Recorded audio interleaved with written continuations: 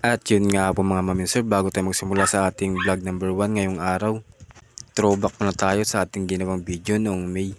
Dito nga ay mapapansin natin na yung lubong mukha natin dito at yung tiyan na parang bagong kain pa lang.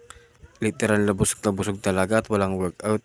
Ginawa ko nga pala itong video nito para malaman kung anong resulta na mangyayari sa pagdating ng September sa ating birthday.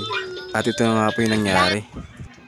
Sa resulta nga po, makita nyo na nawala na po yung atin tiyan na malaki at namakit na tayo kahit paano at nagkaroon tayo ng bicep. Ang ginawa ko nga dito ay nag-jogging lang tayo ng paunti-unti at sinabayan ko kakapuyat sa ML. Kahit malakas tayo kumain ay mayroon pa rin yung resulta na nangyari. Itong araw din ito ay yung napag-isipan ko na seryosohin yung pag-workout ulit at ibalik yung dati nating katawan. Kaya nitong hapon ay napag-desisyonan ko na mag-jogging at simulan na natin.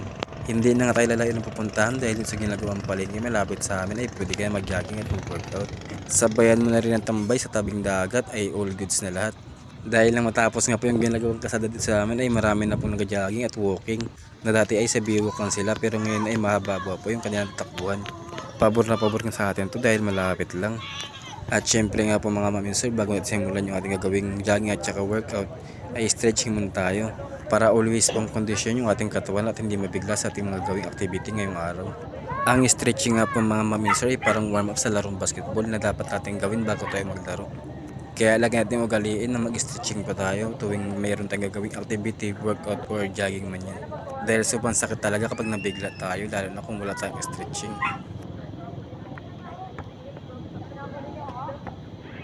Pagkatapos nga po natin mag-stretching ay sinimulan ko na rin yung ating jogging.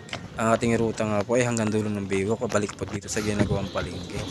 At pagtapos ko nga po makaikot sa dulo ng biwak, pagbalik natin doon sa may pwesto natin ay huminto na rin tayo. Dahil tayo nga po ay laking dagat mga maminser ay alam na natin agad kung yung panahon ay masama na talaga at uulan na yan matik mamaya. Kaya nag-proceed agad tayo sa ating push-up. Dito nga po sa push-up natin ginagawa ay hindi po halata na nahihirapan tayo sa ating bali sa kaliwang balikat. Kaya kahit papaano ay kinakaya pa rin natin para ma-immune na siya. Dahil noon pa man ay ginagawa ko na rin ito at may improvement naman na nangyayari sa atin kahit masakit ay nawawala kahit papaano kapag nasanay na siya. At kung babalikan na natin yung kondisyon natin katawan dati ay umaabot sa yung ating push-up sa mga 70 or 80 na straight. Pero ngayon ay sobrang hirap talaga dahil na yung ating katawan ay tumabat, nagbigat tayo. Pero goal na natin dahil meron tayong goal na gusto natin makamtan. Dito nga po ipapakita ko yung sinasabi kong uulan talaga mamaya.